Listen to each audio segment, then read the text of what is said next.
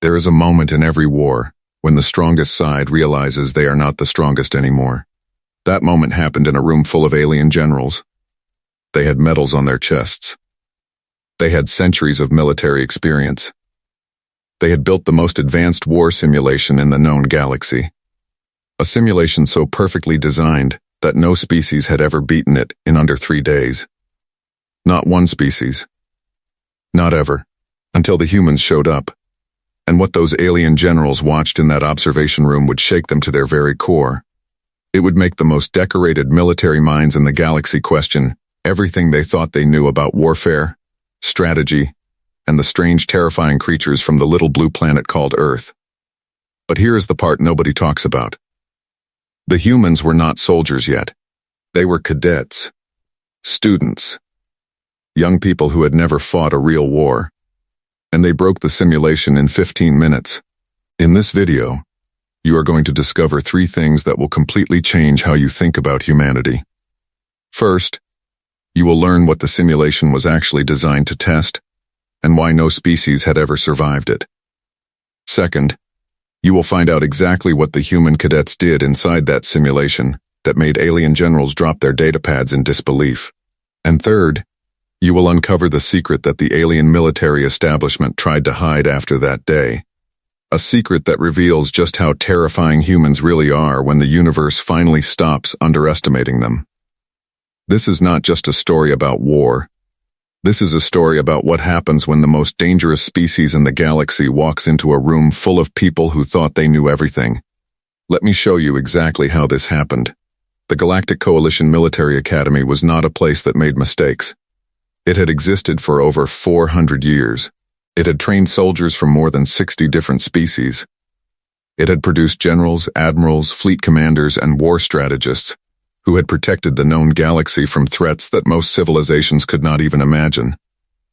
The Academy sat on a massive space station called Veridon Prime. The station orbited a cold blue gas giant in the outer rim of the Cygnus Arm. It was so far from most inhabited worlds that it took 3 weeks just to reach it by standard transit ship. That distance was intentional.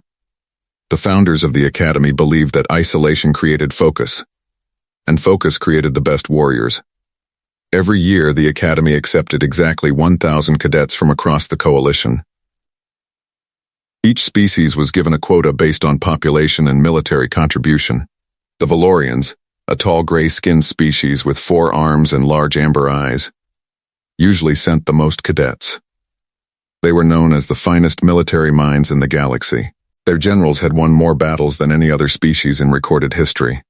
The Thurak were another powerful species at the Academy. They were massive, thick-skinned creatures built like walking tanks. They had 6 limbs and a natural armor plating that covered most of their bodies. They were not the smartest species, but they were fearless and brutally effective in direct combat. Then there were the Skren, a small insectoid species with a hive intelligence that allowed them to coordinate tactics with almost perfect efficiency. They communicated through chemical signals and vibrations. In the field, a squad of Skren moved like a single organism. They anticipated threats before they happened. They responded to changes in the battlefield faster than any individual thinking creature could. And then there were the humans. Earth had only been a member of the Galactic Coalition for 11 years. 11 years was nothing. Most species had been members for centuries. Humans were new. They were young. They were strange. And most of the other species in the Academy did not take them seriously at all. The human quota was small. Only 42 cadets had been accepted into the Academy that year. 42 out of 1,000. They were outnumbered in every class, every training exercise, and every cafeteria conversation. The other cadets called them Deathworlders. It was not meant as a compliment.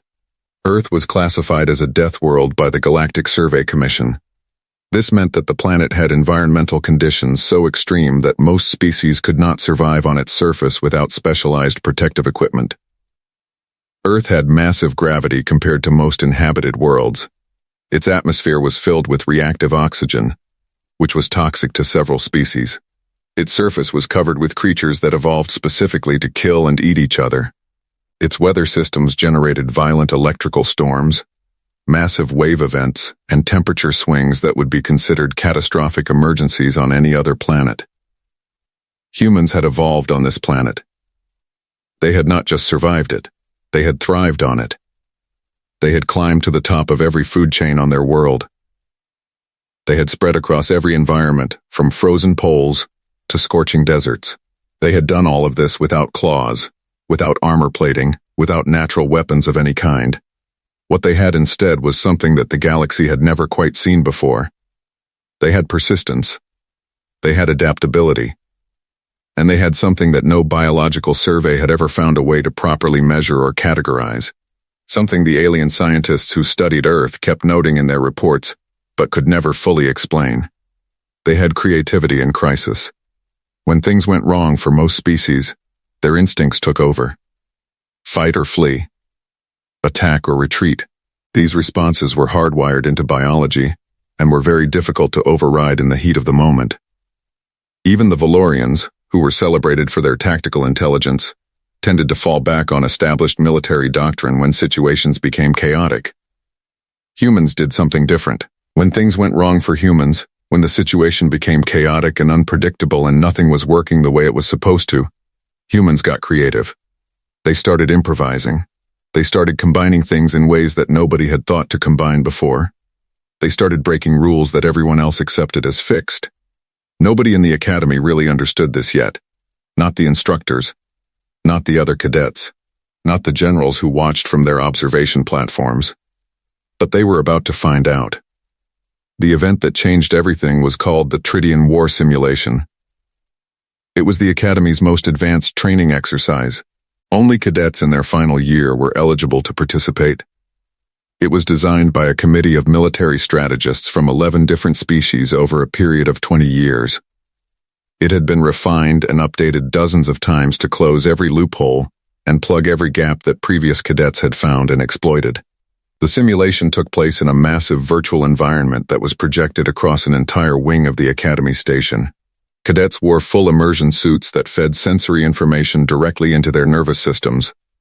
They could feel heat, cold, pressure, and pain within safe parameters. The simulation felt completely real. Every surface, every sound, every smell was indistinguishable from an actual battlefield. The scenario was always the same. A fictional planet called Tridian 7 was under attack by an invading force of automated enemy units, controlled by the simulation's artificial intelligence. The defending cadets had to protect 3 key installations across the planet's surface: a communications hub, a medical facility, and a power generation station. If all 3 fell, the simulation ended in defeat. The attacking force was designed to be overwhelming. It had more units, more firepower, and a tactical AI that had studied every military engagement in the coalition's recorded history. It adapted in real time. If cadets tried the same tactic twice, the AI had already prepared a counter. If cadets tried to be defensive, the AI would press every advantage until the defenses collapsed. If cadets tried to be aggressive, the AI would fall back, regroup, and return with superior force. The average time for a cadet squad to hold out before the simulation ended in defeat was 17 hours. The best performance in Academy history was a Valorian squad that had held out for 61 hours and 8 minutes 3 years earlier. That record was celebrated across the Academy. The Valorian cadets who achieved it had statues in the training hall. Nobody had ever won the simulation outright. The Academy instructors did not even believe it was possible. The simulation was not designed to be winnable. It was designed to test how long cadets could hold out, how well they managed resources under pressure, how effectively they communicated and coordinated under fire, and how long it took before they made their first critical mistake. The point was the process, the journey, the struggle. The point was not to win. The 42 human cadets did not know that. Or more accurately, someone had forgotten to tell them. When the simulation administrator gave the pre-exercise briefing, he explained the objectives.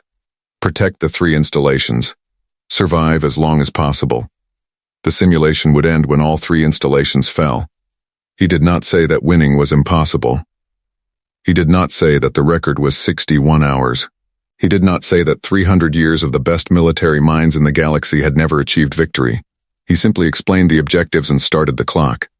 And the humans walked into the simulation with 42 people, standard cadet equipment, and absolutely no idea that they were supposed to lose. The observation room above the simulation floor was never usually crowded. Most days, there would be 2 or 3 junior instructors watching the feeds, taking notes, logging performance metrics for the academy records. The senior generals and high-ranking officers rarely bothered to attend. They had seen the simulation hundreds of times. They knew exactly how it went. The cadets would start strong, make a few impressive decisions in the early hours, then slowly get ground down by the relentless pressure of the AI until everything collapsed. But today was different. Word had spread through the academy the previous evening that the human cadets had done something unusual in the pre-simulation preparation phase. Something that no cadet group had done before. Something that the simulation administrators were not quite sure how to categorize in their reports. The humans had spent the entire night before the simulation not sleeping, not eating, and not reviewing the standard military doctrine that all other cadets studied before the exercise. Instead, they had been mapping the simulation environment. Every detail of the Tridian 7 planetary layout was available in the Academy library as part of the standard briefing materials. Most cadets read through it quickly, noted the positions of the 3 key installations, and formed a basic defensive plan. The environment was background information. The tactical doctrine was the focus. The humans had treated the environment as the most important information available. They had spent 12 hours studying every geographical feature of the fictional planet. Every valley, every ridgeline, every body of water, every dense vegetation zone, every open plain. They had marked weather patterns. They had noted ground composition in different sectors. They had calculated sight lines and blind spots from every major position. And then they had done something even stranger.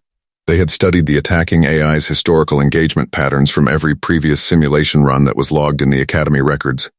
Not to learn the AI's tactics specifically, but to understand how the AI thought, how it prioritized threats, how it allocated resources, how it responded to unexpected variables. A Valorian instructor who had glanced into the human preparation room late that evening had gone directly to General Thessian Vor and reported what he saw. And General Vor, who had overseen the simulation program for 15 years, had decided to come watch the next morning. He brought 4 other generals with him. By the time the simulation started, the observation room had 11 senior officers in attendance. They stood at the panoramic windows overlooking the simulation floor, watching the 42 human cadets in their immersion suits take their positions. General Vor studied the humans through his observation scope. They were physically unremarkable by galactic standards. Average height. No visible physical enhancements. Their equipment was standard issue, identical to what every other cadet group received. There was nothing about them that should make any senior officer take special notice. Except for one thing. They were not taking defensive positions. Every cadet group that had ever run this simulation began by establishing a defensive perimeter around the 3 key installations. It was the logical starting point. Protect what you need to protect. Assess the threat. Respond accordingly. It was Military Strategy 101 across every known species doctrine. The humans were not doing that. They were spreading out, moving in small groups of 3 and 4 toward the outer edges of the simulation environment, moving away from the installations they were supposed to protect, moving toward the attacking forces' predicted entry zones. General Vor frowned and leaned closer to the observation window. One of the other generals, a Thurak officer named Commander Brevik, who had the thick neck and heavy brow of his species, made a low rumbling sound that translated as confused disapproval. "They are abandoning the objectives," he said. "They will be overrun in the first wave." General Vor said nothing. He kept watching. The simulation's AI attacking force began its first wave 12 minutes into the exercise. It was a probing attack, designed to test cadet response times and defensive positioning. It came from 3 directions simultaneously, moderate force, enough to stress the defenses but not enough to break them immediately. The AI expected resistance at the perimeter of the installations. It found nothing there. What it found instead were 6 small human units positioned at choke points deep in the outer terrain. Places where the geography forced the attacking force to move in narrow columns. Places where the ground was soft and unstable. Places where the vegetation was dense enough to hide a squad completely. The humans hit the attacking force from 6 different directions at once before the AI could register that contact had been made. The observation room went completely silent. General Vore watched the tactical display with narrowed eyes. The AI's first wave had been ambushed before it reached the installation perimeter. Not just slowed, not just damaged. It had been hit so precisely at its most vulnerable structural points that 23% of the first wave's units were disabled before the AI could even begin a tactical recalculation. The AI adapted. Of course it adapted. That was what it was designed to do. It pulled back the remaining first wave units, reallocated resources, and began calculating a new approach vector. The humans did not wait for the second wave to come to them. They followed the retreating AI units. This was the moment that made Commander Brevik actually step back from the observation window. In recorded Academy history, no cadet group had ever pursued a retreating enemy force during the Tridian simulation. The doctrine was clear. You protect the objectives. You do not chase the enemy away from your defensive position. But the humans were not chasing randomly. 3 of the 6 human units broke off from pursuit and moved to new positions. Positions that the tactical display showed were directly in the path of where the AI's second wave would logically emerge from. They were not chasing the first wave. They were using the first wave's retreat to predict where the second wave would come from. And they were already there waiting for it. General Vore set down his observation scope very slowly. He turned to look at the other generals in the room. Every single one of them was staring at the tactical display with the same expression. An expression that did not have a simple name in most galactic languages. It was somewhere between shock, fascination, and the very early stages of something that felt uncomfortably close to fear. One of the generals, a small silver-scaled Valorian female named Admiral Lysera Than, who had never in 40 years of military service raised her voice in a briefing room, said very quietly, "They are not defending the objectives." She paused. "They are hunting the simulation." The words landed in the room like a stone dropped into still water, and the ripples spread through every officer standing there as they all processed what they were watching on the tactical display, and slowly began to realize that what was happening in that simulation room below them was something that the Academy's 400 years of history had never prepared. Any of them for. The clock on the wall showed 14 minutes and 20 seconds had passed since the simulation began. And the attacking AI was already on its 3rd emergency recalculation. General Thessian Vore had a reputation in the coalition military. He was not the most aggressive general. He was not the most celebrated. But he was widely considered the most analytical. He had a gift for watching a battlefield situation and seeing patterns that others missed. It was why he had been placed in charge of the Academy simulation program. He could look at cadet performance and instantly identify the specific moment where a decision had gone wrong, or the precise tactical instinct that had saved a squad when everything else was failing. In 15 years of watching the Tridian simulation, he had never once felt the need to stand up straighter. He was standing up very straight right now. 15 minutes into the exercise, the situation on the tactical display had become something he had no existing framework to properly analyze. The AI's attacking force was not advancing. It was not retreating in any organized way either. It was doing something that the display's analysis software was flagging as an anomaly, because it had no historical reference point to compare it against. The AI was hesitating, not because it had been damaged badly enough to require a strategic pause. It had taken meaningful losses in the first 2 exchanges, but it still had more than 70% of its total force intact. It had the numbers. It had the firepower advantage. By any conventional metric, it should have been pressing forward with overwhelming aggression. But the AI's processing core was doing something it was never designed to need. It was running probability calculations on the human's next move.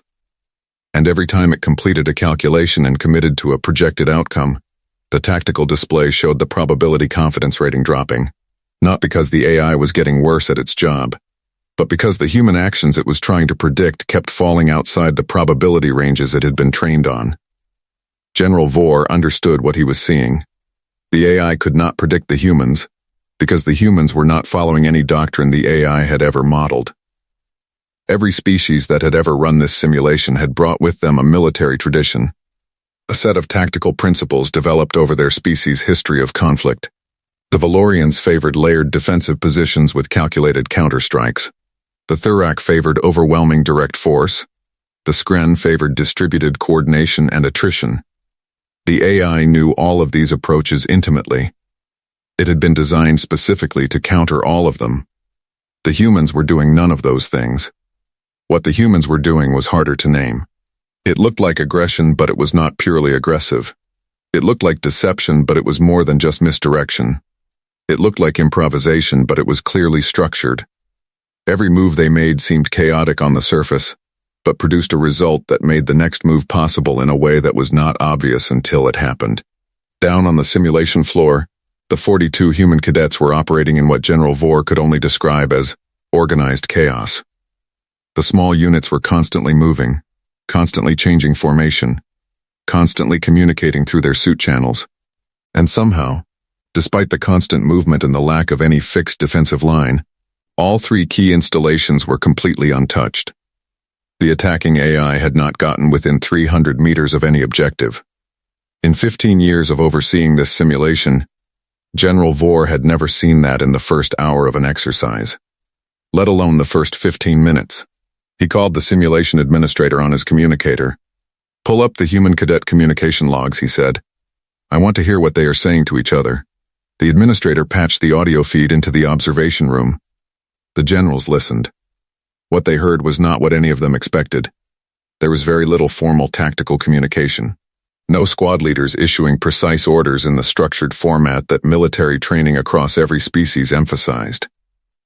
Instead, the communication was fast, informal, and full of words and references that the translation systems struggled with. "Move left, they are going to push through the gully." "Copy that, I see them. Jorvik, swing around the back of that ridge." "Already on it." "Chen, you ready?" "Ready, waiting for your signal." "Watch the slope, it is soft ground, they will sink if they try to cross fast." "Good call." "Miriam, how are you doing up there?" "Sitting pretty. I can see their whole right flank from up here. They have no idea I exist." "Perfect, hold position until they commit. Then, make it loud." It was the last part that made Admiral Thane quietly set her hand on General Vore's arm. "Make it loud." That phrase had no direct tactical equivalent in coalition military doctrine. It was not a technical instruction. It had no precise military meaning. But every officer in that room understood what the human cadet meant. Create maximum disruption at the moment of commitment. Force the enemy to divide its attention.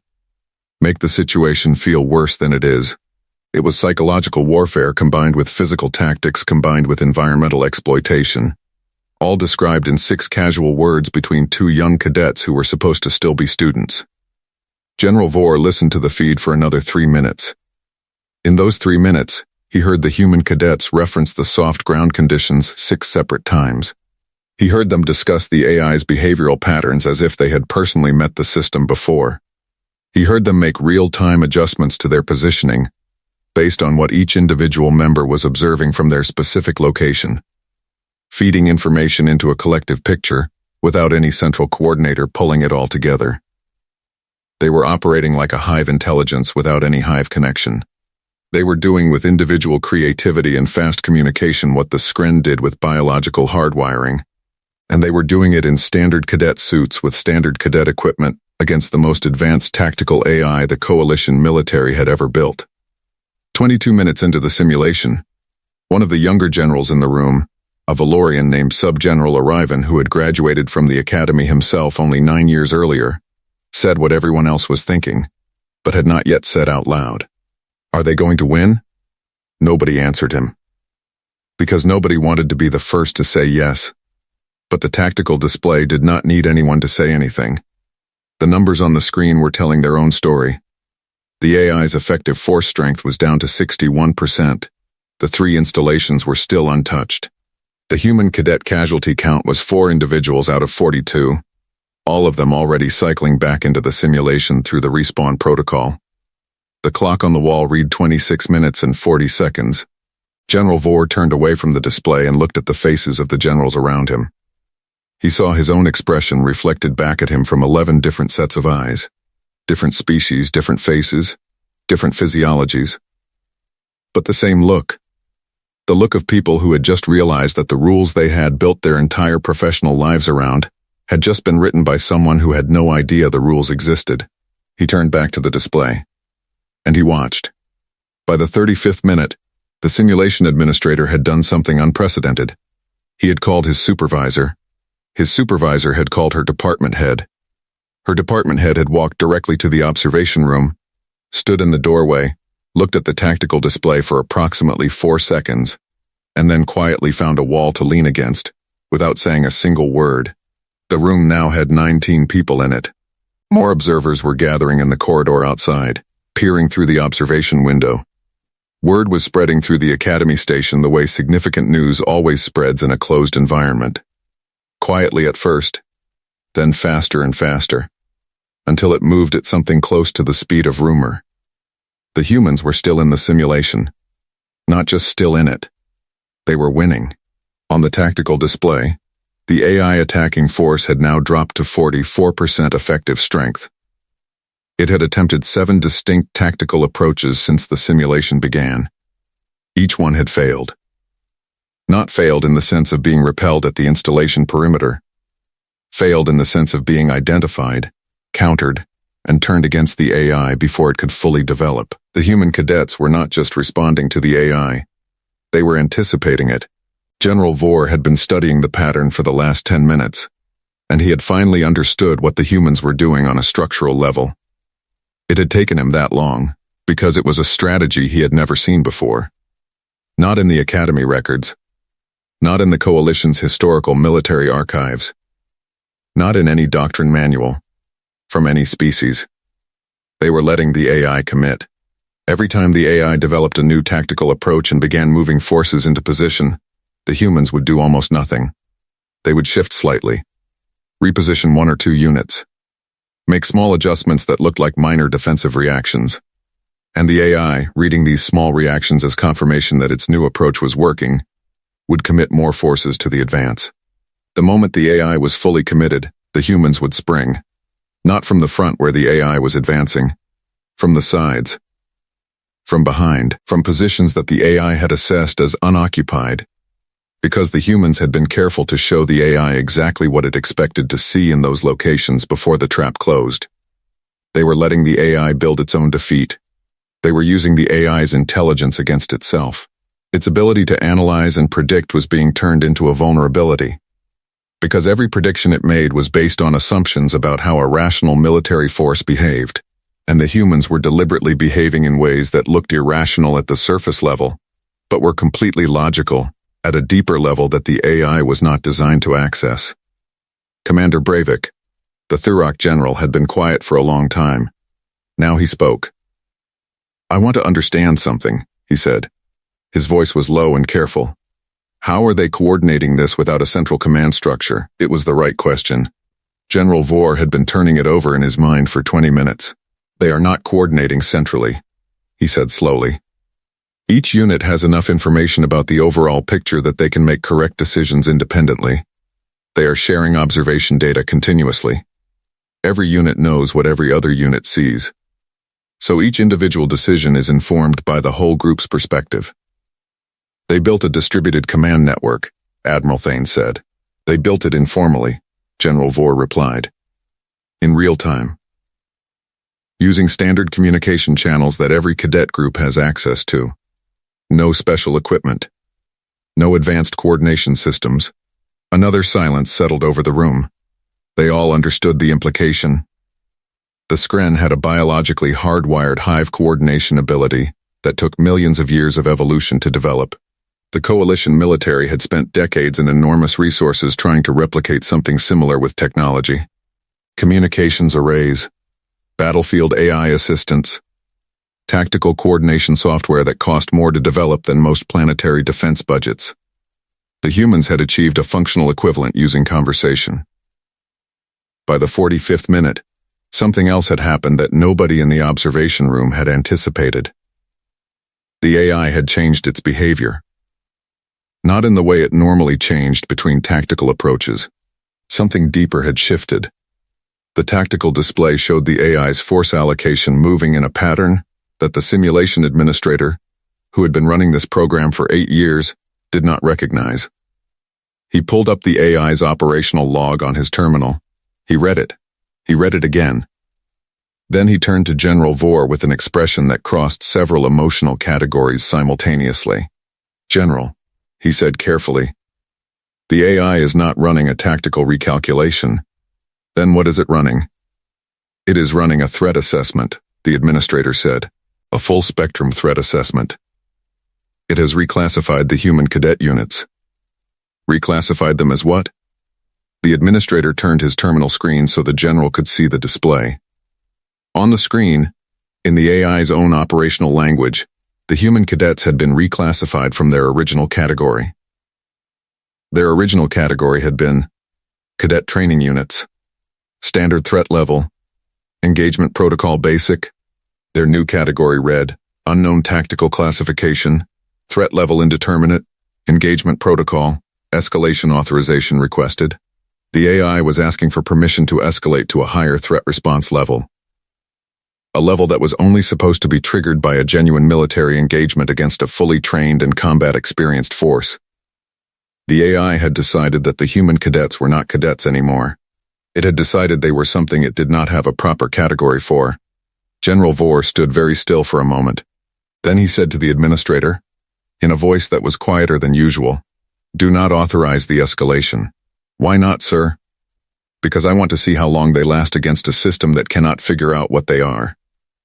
He paused.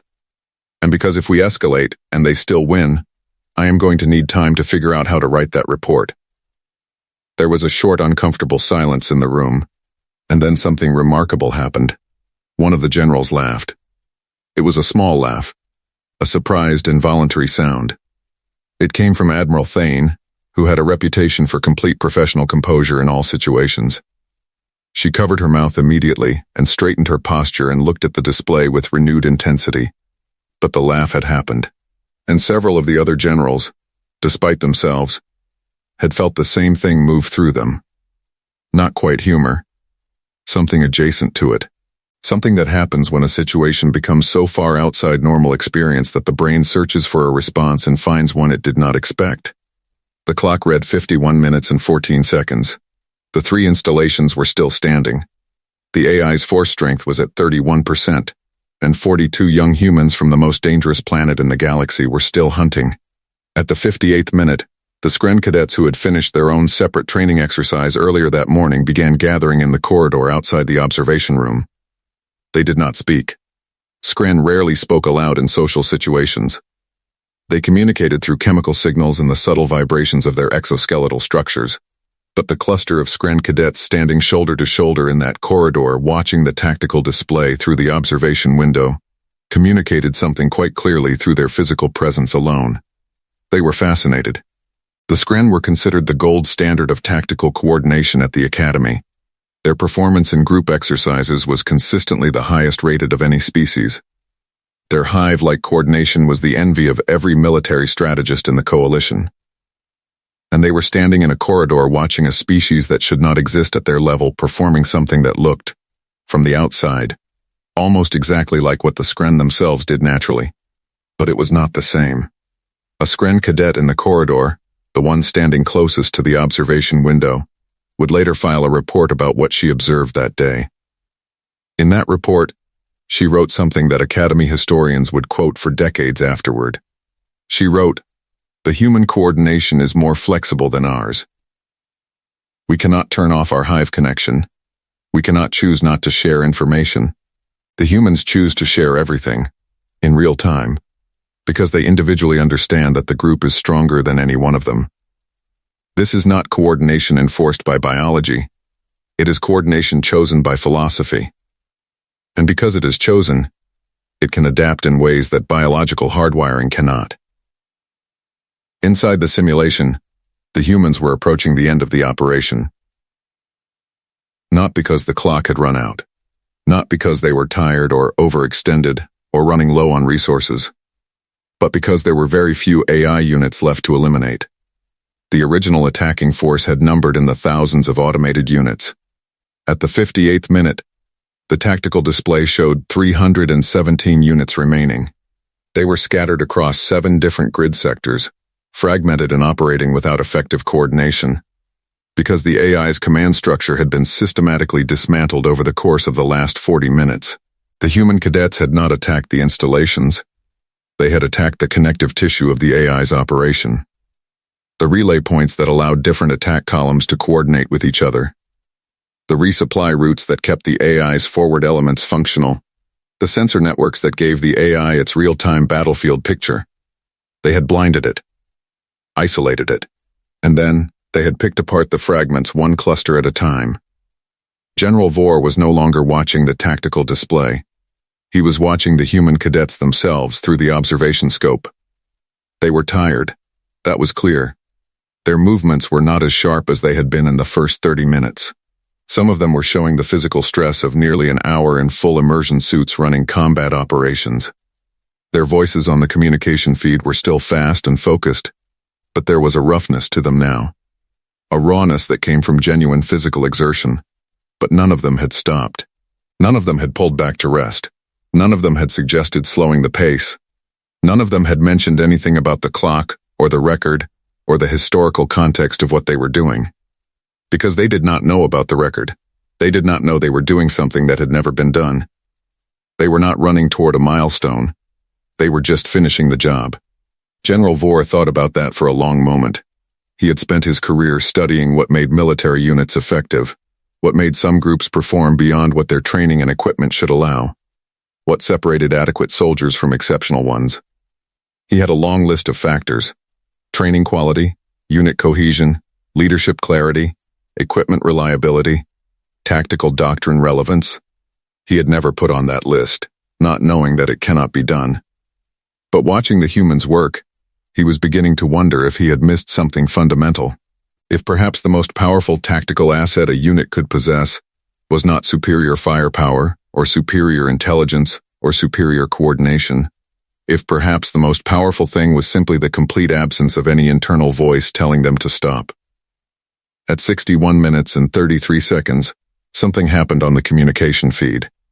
It was a small moment, almost easy to miss in the larger picture of what was happening. But General Vore caught it, and he would remember it for the rest of his career.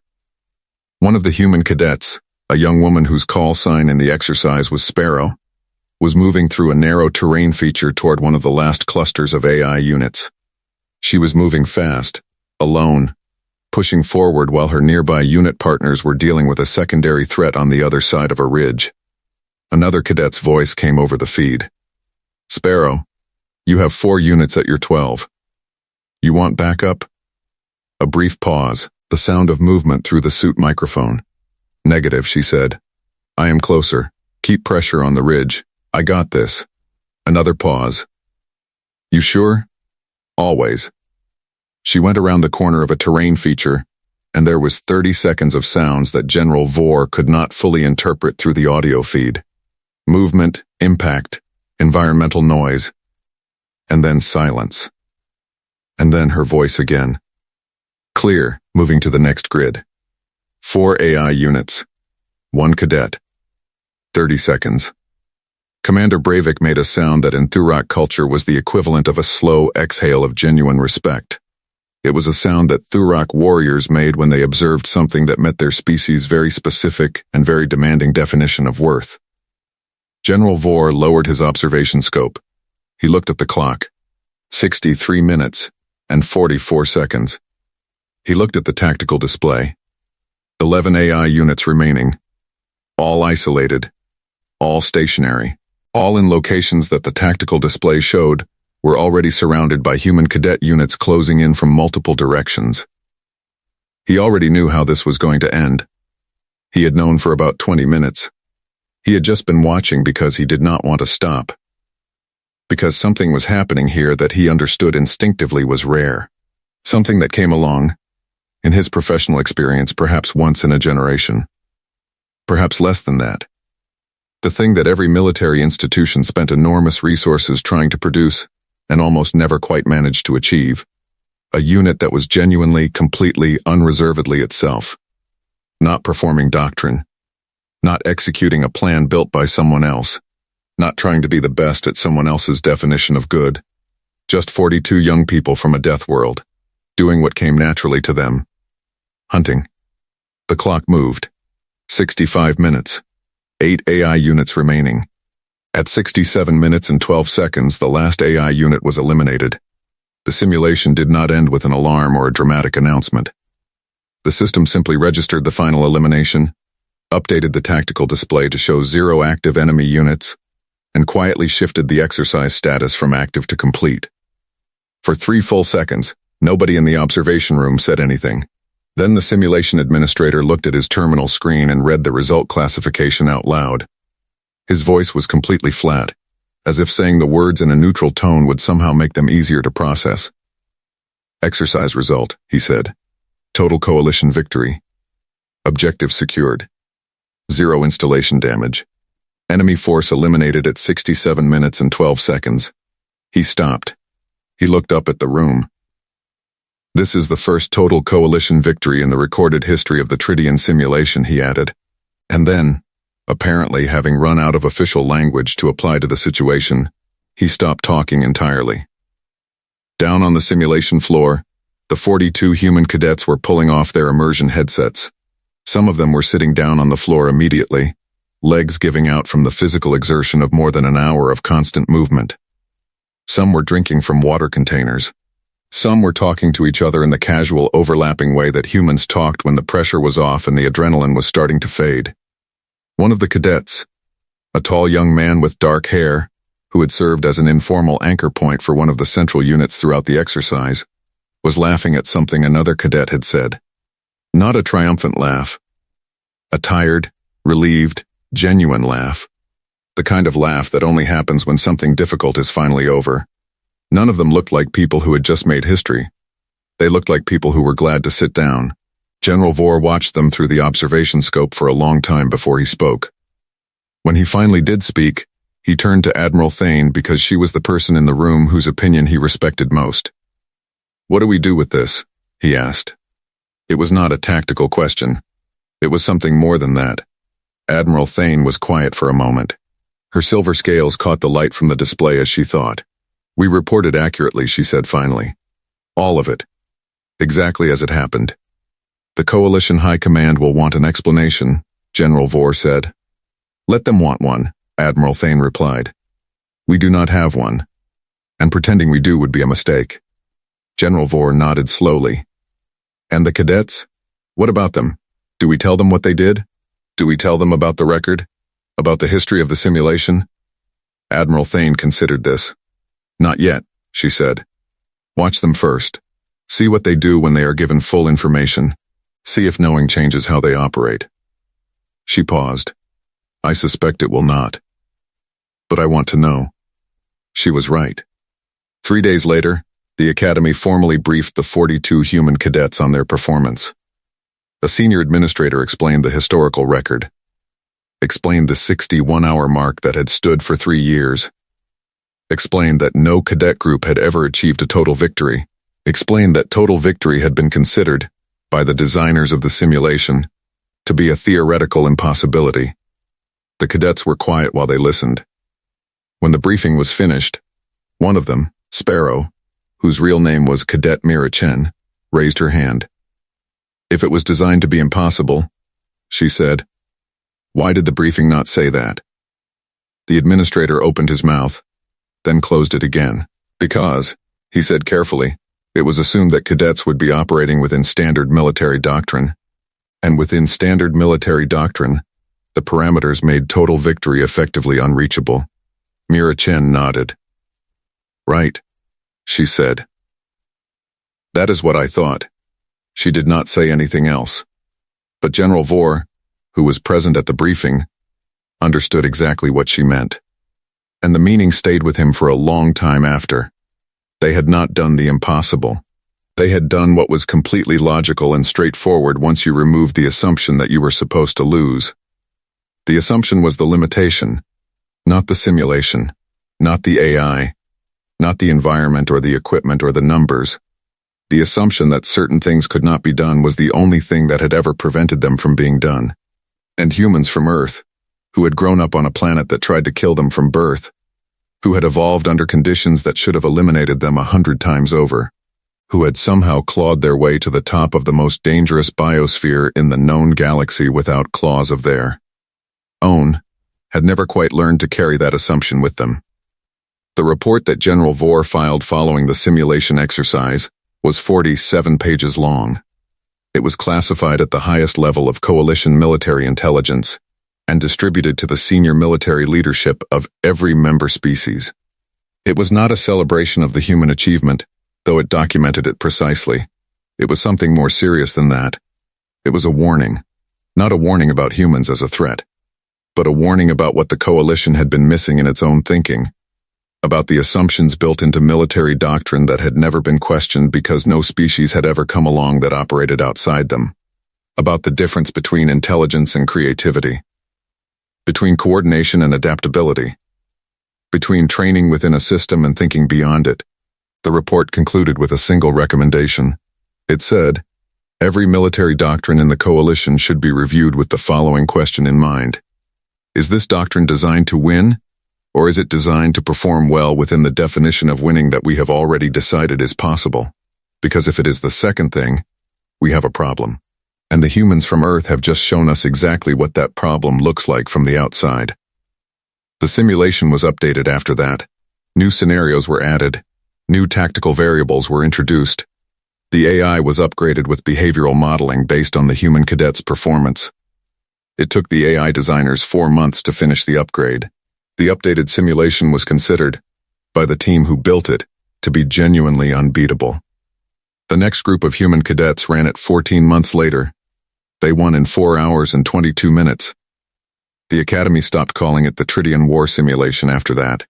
They started calling it the human problem. And somewhere on a little blue planet in the outer arm of the Milky Way, 42 young people who had simply walked into a room and done what felt natural were going about their lives, completely unaware that they had permanently changed how the most powerful military establishment in the known galaxy thought about the nature of war. Because that is what humans do.